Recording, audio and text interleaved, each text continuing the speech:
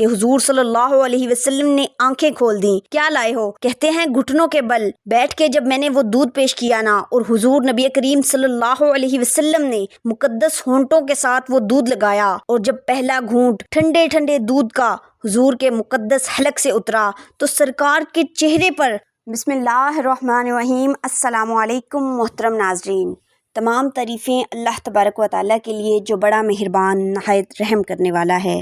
کروڑہ درود آقائے دو جہان نبی مہرباں محمد مصطفیٰ صلی اللہ علیہ وسلم پر، آپ کی آل و اولاد پر، آپ کے تمام اصحاب پر اللہ تعالیٰ مغفرت فرمائے، آپ کی، میری اور ساری امت کے مسلمانوں کی، آمین۔ محترم ناظرین، حضور صلی اللہ علیہ وسلم مسکراتے تھے، خوش بڑے ہوتے تھے۔ کب؟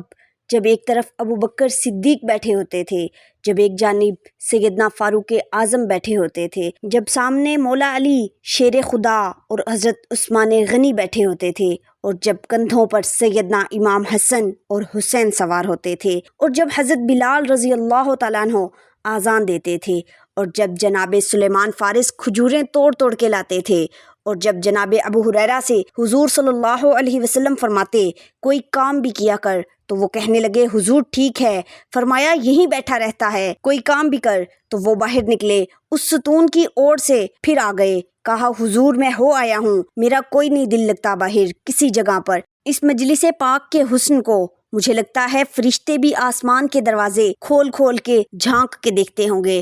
حضرت ابی طلحہ انصاری کہتے ہیں ایک دن حضور صلی اللہ علیہ وسلم تشریف لائے اور آپ خوش معلوم ہو رہے تھے، اور خوشی کے آثار آپ کے چہرے مبارک پر دکھائی دیتے تھے۔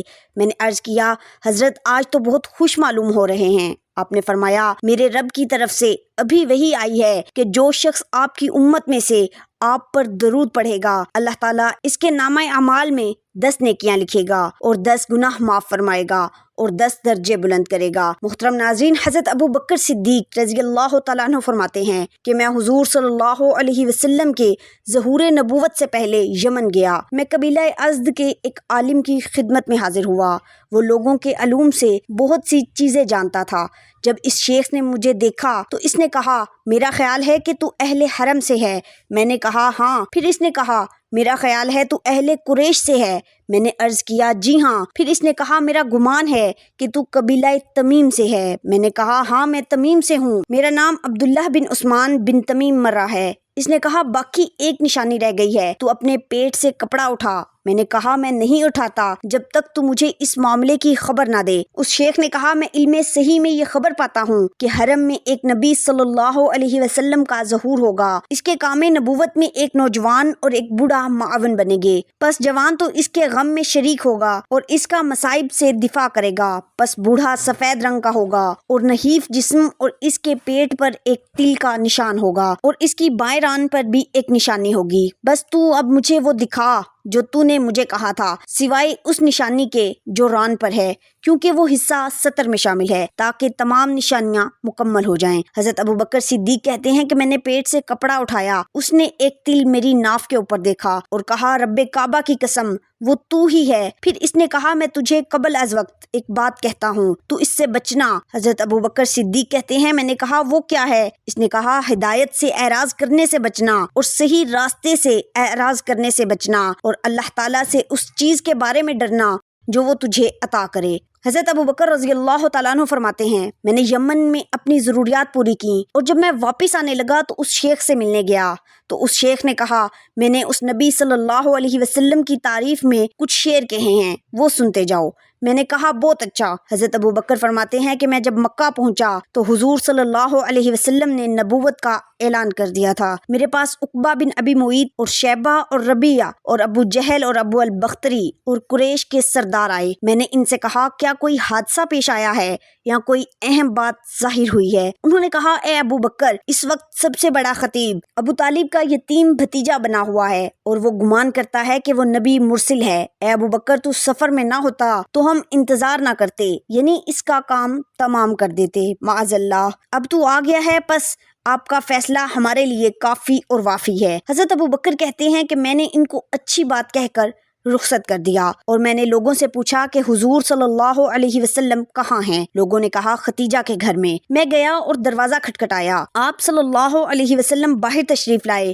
میں نے کہا اے محمد، میں نے تجھے باہر آنے کی تکلیف دی، کیا آپ نے اپنے آباء و اجداد کا دین چھوڑ دیا؟ آپ صلی اللہ علیہ وسلم نے فرمایا اے ابو بکر، میں اللہ کا رسول ہوں، تیری طرف بھی اور تمام لوگوں کی طرف بھی، بس تو ایمان لے آ۔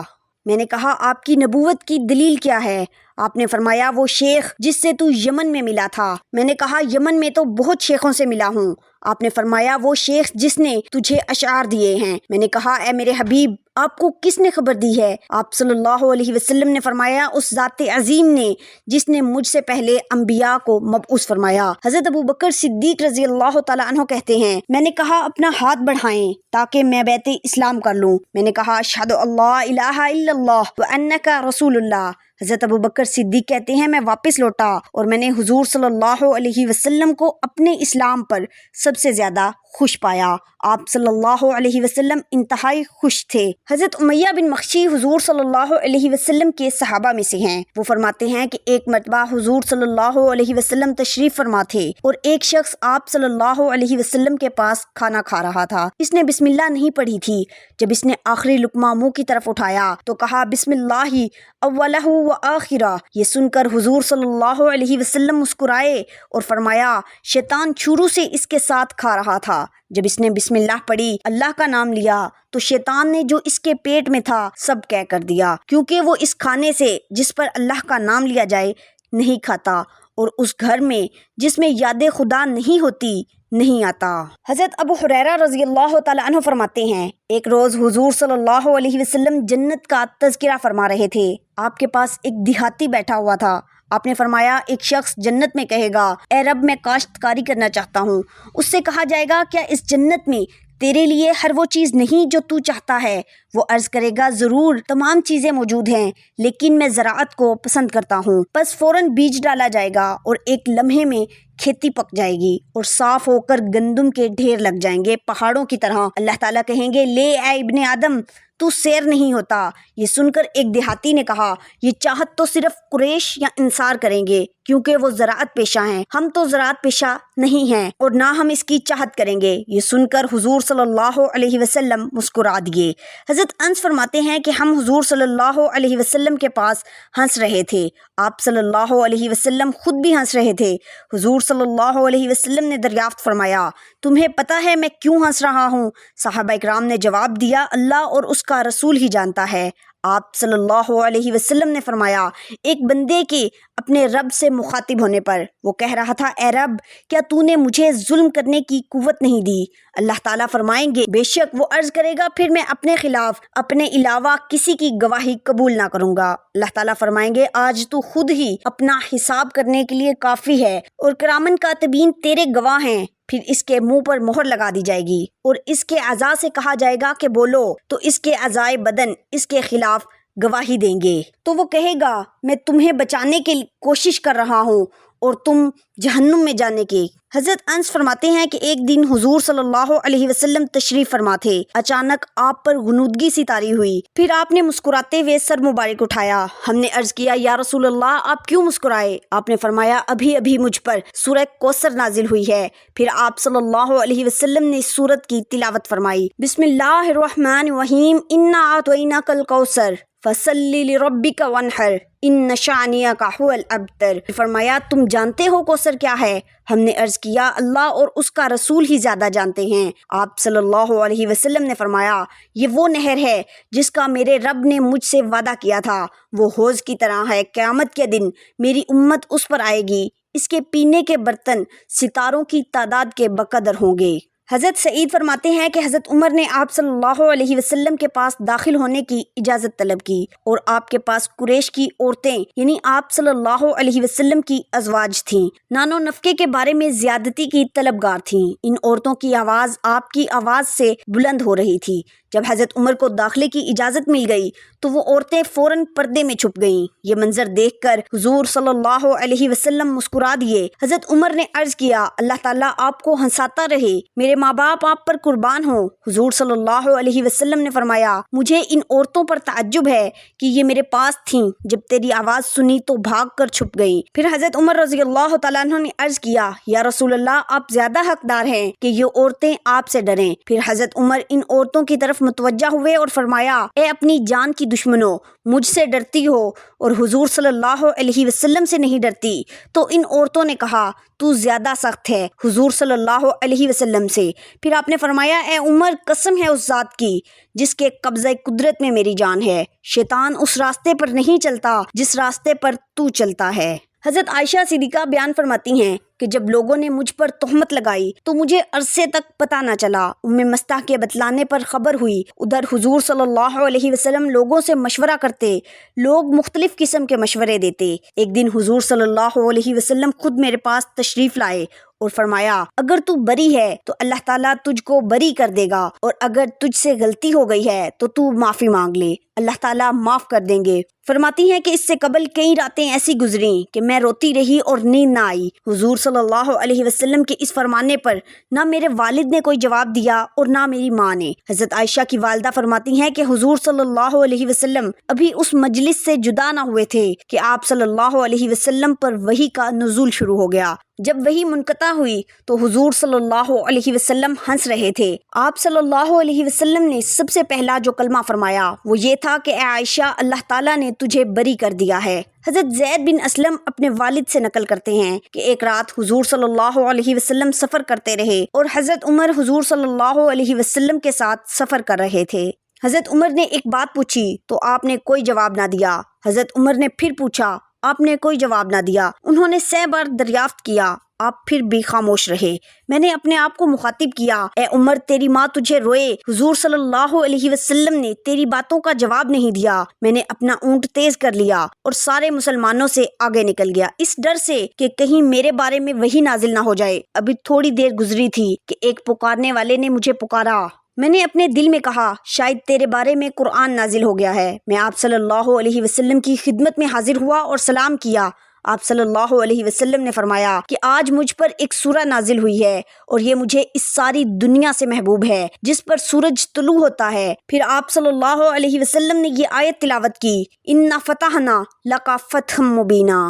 حضرت ابو بکر صدیق فرماتے ہیں کسی نے ایک دن پوچھا آپ سب سے زیادہ خوش کس دن ہوئے؟ فرمانے لگے میں حضور صلی اللہ علیہ وسلم کو مکہ سے مدینہ لے کے جا رہا تھا تو گرمی بڑی شدید تھی۔ 2-3 دفعہ میں نے دیکھا تو حضور صلی اللہ علیہ وسلم کے چہرہ انور پہ مجھے پسینہ نظر آیا۔ اب میں ڈھونڈنے لگا کہ کوئی ٹھنڈی چیز ملے نا تو میں حضور صلی اللہ علیہ وسلم کو پیش کروں۔ حضرت سیدنا ابو بکر صدیق کہتے ہیں میں دیکھ رہا تھا گرمی بڑی شدید ہے، میں بار بار چہرہ مبارک دیکھتا تو حضور صلی اللہ علیہ وسلم کو پسینہ مبارک آ رہا تھا، تو میں کوئی چھاؤں ڈھونڈنے لگا۔ ایک جگہ میں نے دیکھا کہ ایک ڈھلان پہاڑ کی، اس کے نیچے کچھ جگہ تھی، میں نے جا کے جلدی سے صاف کی، میں نے وہاں کچھ چیز بچھائی۔ ایک روایت ہے چمڑے کا بستر بچھایا اور ایک میں آتا ہے اپنی چادر اتار کے بچھائی، امامہ کھول کے بچھایا، کریم محبوب صلی اللہ علیہ وسلم کو وہاں لٹایا۔ کہتے ہیں میں ڈھونڈنے لگا کہ کوئی ٹھنڈی چیز مل جائے۔ محترم ناظرین آپ میری بات کو سمجھیں، جس طرح کوئی لاڈ نہیں لٹاتا کسی کے ساتھ، ماں پیار کرتی ہے تو وہ خیال کرتی ہے دھوپ کا، چھاؤں کا، کپڑے کا، آنے جانے کا، اس طرح حضرت ابو بکر صدیق رضی اللہ تعالیٰ عنہ کہتے ہیں میں ڈھونڈ رہا تھا کہ کوئی ٹھنڈی چیز مل جائے، پردیس کا ماحول ہے،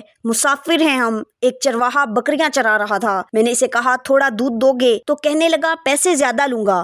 میں نے کہا جتنا تیرا دل کرے لے، لیکن جب وہ دودھ دھونے لگا تو میں نے کہا پہلے ہاتھ بھی دھو لے، پیالہ بھی دھو لے۔ کہنے لگا یار بڑے پاک صاف ہو۔ میں نے کہا نہیں تجھے نہیں پتا، جن کے لیے لے کے جانا ہے انہیں اللہ نے بڑا پاک صاف پیدا فرمایا ہے۔ فرماتے ہیں مجھے کہنے لگا خود ہی دودھ دھو لو، پہاڑ کے پیچھے کنواں تھا، اس نے کہا بڑی دور ہے۔ میں نے کہا تو دور نہ بتا، بس ایڈریس بتا۔ میں دوڑ کے گیا، کنویں پہ جا کے ہاتھ دھوئے، پیالہ دھویا، پانی بھرا، واپس آیا اور پھر میں نے لا کر بکری کے تھن دھوئے، پھر میں نے دودھ دھویا، پھر میں دوبارہ گیا وہاں کنویں پہ، اس دودھ کو میں نے ٹھنڈا کیا۔ اب میں خراما خراما آ رہا ہوں، سارے راستے سوچتا ہوں حضور تو آرام فرما ہیں، اگر جگاؤں گا تو یہ ویسے سوء ادب ہے، اور اگر حضور بیدار نہیں ہوتے ظاہری طور پر تو یہ دودھ تو پھر گرم ہو جائے گا۔ کہتے ہیں اسی کشمکش میں میں گزر رہا تھا، جا کے کریم آقا کے سرہانے کھڑا ہی ہوا تھا کہ حضور صلی اللہ علیہ وسلم نے آنکھیں کھول دیں۔ کیا لائے ہو؟ کہتے ہیں گھٹنوں کے بل بیٹھ کے جب میں نے وہ دودھ پیش کیا نا، اور حضور نبی کریم صلی اللہ علیہ وسلم نے مقدس ہونٹوں کے ساتھ وہ دودھ لگایا، اور جب پہلا گھونٹ ٹھنڈے ٹھنڈے دودھ کا حضور کے مقدس حلق سے اترا تو سرکار کے چہرے پر جو میں نے روشنی اور خوشی کے آثار دیکھے، کہتے ہیں لوگوں تمہیں کیا بتاؤں، وہ تنہائی تھی، ایک میں تھا، حضور تھے۔ اس دن میں اتنا راضی ہوا نہ اس سے پہلے کبھی ہوا تھا نہ اس کے بعد کبھی ہوا۔ نبی پاک صلی اللہ علیہ وسلم کی رضا چاہنے میں جلدی کرنا، حضور سید عالم صلی اللہ علیہ وسلم کی غلامی میں رہنا۔ حضرت ابوبکر صدیق سردار تھے، اعلیٰ کپڑے پہنتے تھے، حضور کی غلامی میں آ گئے، پھر انہوں نے اس طرح کی کیفیت بنائی کہ حضور کی امت سے پیار شروع کیا۔ مدینے کے غریب گھروں میں کچھ یتیم بچیاں تھیں تو ان کے گھر کا دودھ بھی دھو کے آیا کرتے تھے، دودھ دھو کے دے دیتے، تم پی لو، کچھ بیچ لو۔ جب آپ خلیفہ بن گئے تو بچیاں آئیں، کہنے لگی ابوبکر آپ پہلے آیا کرتے تھے، ہمارے گھر میں کام کر جاتے تھے، اب تو آپ امیر بن گئے، اب بھی آئیں گے۔ حضرت صدیق اکبر کچھ غم تازہ تھا، حضور کے وصال ظاہری کو چند دن ہوئے تھے، آنسوں سے آنکھیں بھر گئیں اور چہرہ صاف کرتے ہوئے کہنے لگے پتر پہلے تو میں اپنی مرضی سے آتا تھا، اب تو حضور کی امت نے میری ڈیوٹی لگا دی ہے، اب تو میری مدینے والے کی امت کی نوکری کرنا ڈیوٹی لگ گئی ہے، اب تو میں ڈیوٹی سمجھ کے آؤں گا۔ حضرت ابو ہریرہ رضی اللہ تعالیٰ عنہ فرماتے ہیں کہ ہم حضور صلی اللہ علیہ وسلم کے ساتھ ایک دن بیٹھے ہوئے تھے، میں نے دیکھا کہ حضور صلی اللہ علیہ وسلم مسکرا رہے تھے۔ کسی نے کہا یا رسول اللہ صلی اللہ علیہ وسلم آپ کیوں ہنسے؟ آپ نے فرمایا میری امت کے دو آدمی اللہ تعالیٰ کے سامنے حساب و کتاب کے لیے کھڑے تھے، ایک نے کہا یا رب اس نے مجھ پر ظلم کیا ہے، آپ اس سے بدلہ لے کر دیں۔ اللہ تعالیٰ فرمائیں گے اپنے بھائی کا حق ادا کرو، وہ عرض کرے گا میری تو نیکیاں ختم ہو گئیں۔ حق لینے والا کہے گا اے میرے رب میرے گناہوں کا بوجھ اس پر ڈال دے۔ یہ بیان کرتے ہوئے حضور صلی اللہ علیہ وسلم کی آنکھوں سے آنسو جاری ہو گئے، پھر فرمایا یہ محتاجی کا دن ہوگا۔ پھر اللہ تعالیٰ حق لینے والے سے کہے گا اوپر دیکھ اور جنت دیکھ، وہ اوپر عجیب و غریب نعمتیں دیکھے گا اور پوچھے گا یہ کس کے لیے ہیں؟ اللہ تعالیٰ فرمائیں گے جو اس کی قیمت ادا کرے۔ وہ عرض کرے گا اس کی قیمت کون ادا کر سکتا ہے؟ اللہ تعالیٰ فرمائیں گے تو بھی عطا کر سکتا ہے۔ وہ عرض کرے گا کس چیز سے؟ اللہ تعالیٰ فرمائیں گے اپنے بھائی کو درگزر کرنے سے۔ وہ عرض کرے گا اے رب میں نے اس کو معاف کیا۔ اللہ تعالیٰ فرمائیں گے اپنے بھائی کا ہاتھ پکڑ اور اس کو جنت میں داخل کر دے۔ پھر آپ صلی اللہ علیہ وسلم نے فرمایا اللہ سے ڈرو اور آپس میں اصلاح کرو، یعنی صلح کرو، کیونکہ اللہ تعالیٰ قیامت کے دن مسلمانوں کے درمیان صلح کروائیں گے۔ حضرت عائشہ صدیقہ رضی اللہ تعالیٰ عنہ فرماتی ہیں کہ جب اللہ تعالیٰ نے حضور صلی اللہ علیہ وسلم کو اپنی بیویوں کے بارے میں حکم دیا کہ ان سے کہو جو سامان دنیا چاہتی ہیں وہ آپ سے علیحدہ ہو جائیں، یعنی ان کو طلاق دے دیں، اور جو بقناعت رہنا چاہیں وہ رہیں، حضور صلی اللہ علیہ وسلم میرے پاس تشریف لائے اور مجھ سے کہا کہ تمہیں ایک معاملے کا اختیار دیتا ہوں، لیکن تو اس کے فیصلے میں جلدی نہ کرنا جب تک اپنے والدین سے مشورہ نہ کر لے۔ میں نے عرض کیا کہ وہ کیا ہے؟ تو حضور صلی اللہ علیہ وسلم نے وہ آیت پڑھ کر سنائی، تو میں نے فوراً کہا میں اللہ اور اس کے رسول اور آخرت کو پسند کرتی ہوں، اس میں ابوبکر اور ام رومان سے مشورے کی کیا ضرورت ہے؟ یہ سن کر حضور صلی اللہ علیہ وسلم مسکرا دیے اور مجھے اپنی گود میں لے لیا۔ ہمدان یمن کا ایک بہت بڑا قبیلہ ہے۔ حضور صلی اللہ علیہ وسلم نے اول خالد بن ولید کو دعوت کی غرض سے ان کی طرف بھیجا، وہ 6 ماہ ٹھہرے رہے مگر کسی نے اسلام قبول نہ کیا۔ بعد ازاں آپ صلی اللہ علیہ وسلم نے حضرت علی کو خط دے کر روانہ فرمایا اور یہ فرمایا کہ خالد کو واپس بھیج دینا۔ حضرت علی نے جا کر سب کو جمع کیا اور آپ صلی اللہ علیہ وسلم کا خط پڑھ کر سنایا اور اسلام کی دعوت دی۔ وہ سارا قبیلہ ایک ہی دن میں مسلمان ہو گیا۔ حضرت علی نے تحریر کے ذریعے آپ صلی اللہ علیہ وسلم کو اس کی اطلاع دی۔ آپ نے اطلاع ملتے ہی سجدہ شکر ادا کیا اور جوش مسرت سے کئی بار یہ فرمایا السلام علی الحمدان، السلام علی الحمدان، السلام علی الحمدان، قبیلہ حمدان پر سلامتی ہو، قبیلہ حمدان پر سلامتی ہو، قبیلہ حمدان پر سلامتی ہو۔ حضرت خالد بن ولید رضی اللہ تعالیٰ عنہ کہتے ہیں کہ جب حضور صلی اللہ علیہ وسلم عمرہ کر کے واپس ہوئے تو میرے بھائی کا خط میرے پاس آیا۔ اس نے میری رغبت اسلام کی طرف اور زیادہ کر دی۔ اس سے میرے اس خواب کی بھی تائید ہوئی کہ میں ایک ویران تنگ جگہ سے نکل کر سرسبز اور کشادہ شہروں میں چلا گیا ہوں۔ میں نے سامان سفر تیار کیا اور یہ چاہا کہ کوئی میرا رفیق سفر بن جائے۔ میں صفوان بن امیہ کے پاس گیا اور میں نے کہا، تم دیکھتے نہیں کہ محمد صلی اللہ علیہ وسلم نے تمام عرب و عجم پر غلبہ پا لیا، اگر اس کے پاس جائیں اور اس کی اتباع کر لیں تو یہ ہمارے لیے بہتر ہوگا۔ لیکن صفوان نے نہایت سخت جواب دیا کہ اگر میرے علاوہ روئے زمین پر تمام لوگ محمد صلی اللہ علیہ وسلم کی اتباع کر لیں، میں پھر بھی ان کی اتباع و پیروی نہ کروں گا۔ پھر میں اکرمہ بن جہل کے پاس گیا، اس سے بھی وہی بات کہی جو صفوان سے کہی تھی، اس نے بھی وہی جواب دیا۔ میں نے سوچا کہ ان کے باپ اور بھائی بدر میں مارے گئے ہیں، اس لیے ان کو غصہ ہے۔ پھر میں عثمان بن طلحہ سے ملا، اس کو بھی وہی کہا جو ان دونوں سے کہا تھا۔ اس نے میری بات کو قبول کر لیا اور کہا، میں بھی مدینے چلتا ہوں۔ مقام یحج ایک جگہ کا نام ہے، میں ملاقات کریں گے، جو پہلے پہنچ جائے وہ دوسرے کا انتظار کرے۔ ہم چلے اور مقام یحج میں جمع ہو گئے، اور جب وہاں سے چل کے مقام ہدا میں پہنچے تو عمرو بن عاص سے ملاقات ہوئی۔ ہم نے ایک دوسرے کو مرحبا کہا اور ہم نے پوچھا، کہاں جا رہے ہو؟ تو اس نے کہا، اسلام لانے اور محمد صلی اللہ علیہ وسلم کی اتباع کرنے۔ ہم نے کہا، ہم بھی اس ارادے سے نکلے ہیں۔ خالد بن ولید کہتے ہیں، ہم تینوں مدینے میں داخل ہوئے اور اپنی سواریوں کو مقام ہدا میں بٹھایا۔ کسی نے ہمارے آنے کی خبر حضور صلی اللہ علیہ وسلم کو پہنچائی۔ آپ ہماری آمد کی خبر سن کر بے حد مسرور ہوئے اور فرمایا کہ مکہ نے اپنے جگر گوشوں کو پھینک دیا۔ خالد کہتے ہیں، میں نے عمدہ کپڑے پہنے اور آپ کی خدمت میں حاضری کے لیے چلا۔ راستے میں مجھے میرا بھائی ولید ملا اور کہا، جلدی چلو، رسول اللہ صلی اللہ علیہ وسلم کو تمہاری آمد کی خبر ہو چکی ہے، وہ آپ کی آمد سے بے حد مسرور ہیں اور تمہارے منتظر ہیں۔ ہم تیزی کے ساتھ چلے اور حضور صلی اللہ علیہ وسلم کی خدمت میں حاضر ہوئے۔ آپ مجھے دیکھ کر مسکرائے۔ میں نے کہا، السلام علیکہ یا رسول اللہ۔ آپ نے نہایت خندہ پیشانی سے میرے سلام کا جواب دیا۔ اشہد اللہ الہ الا اللہ وان محمد رسول اللہ۔ آپ نے فرمایا، قریب ہو جاؤ، تمام تعریفیں اس ذات پاک کی ہیں جس نے تجھے اسلام کی توفیق دی۔ میں دیکھتا تھا کہ تجھ میں عقل ہے اور امید کرتا تھا کہ وہ عقل تجھ کو خیر اور بھلائی کی طرف رہنمائی کرے گی۔ اسما ایک یہودی عورت تھی جو حضور صلی اللہ علیہ وسلم کی مذمت میں اشعار کہا کرتی تھی اور طرح طرح سے آپ کو ایذا پہنچاتی تھی، لوگوں کو آپ سے اور اسلام سے متنفر کرتی اور مسجد میں ایام ماہواری کے خون آلود کپڑے لا کر ڈالتی تھی۔ ابھی آپ میدان بدر میں تھے کہ اس نے پھر توہین آمیز اشعار کہے۔ حضرت عمیر رضی اللہ تعالیٰ عنہ بن عدی کو سنتے ہی جوش آ گیا اور یہ منت مانی، اگر اللہ تعالیٰ کے فضل سے رسول اللہ صلی اللہ علیہ وسلم بدر سے صحیح و سالم واپس آ گئے تو میں اس کو ضرور قتل کروں گا۔ رسول اللہ صلی اللہ علیہ وسلم جب بدر سے کامیاب و کامران تشریف لائے تو عمیر رضی اللہ تعالیٰ عنہ رات کے وقت تلوار لے کر روانہ ہوئے اور اس کے گھر میں داخل ہوئے۔ چونکہ یہ نابینا تھے اس لیے اسما کو ہاتھ سے ٹٹولا اور بچے اس سے دور کیے اور تلوار کو سینے پر رکھ کر اس زور سے دبایا کہ پشت سے پار ہو گئی۔ نظر پوری کر کے واپس آئے اور صبح کی نماز کے بعد آپ صلی اللہ علیہ وسلم کو اطلاع دی اور عرض کیا، یا رسول اللہ صلی اللہ علیہ وسلم، اس بارے میں مجھ سے کوئی مواخذہ تو نہ ہوگا؟ آپ نے فرمایا، نہیں، بلکہ آپ عمیر رضی اللہ تعالیٰ عنہ کے اس فعل سے بے حد مسرور ہوئے، یعنی خوش ہوئے، اور صحابہ سے فرمایا اگر ایسے شخص کو دیکھنا چاہتے ہو جس نے اللہ اور اس کے رسول کی غائبانہ مدد کی ہو تو عمیر بن عدی رضی اللہ تعالیٰ عنہ کو دیکھ لے۔ محترم ناظرین، آپ صلی اللہ علیہ وسلم کی مسکراہٹ کے اور خوشی کے چند واقعات آپ کے ساتھ شیئر کیے ہیں۔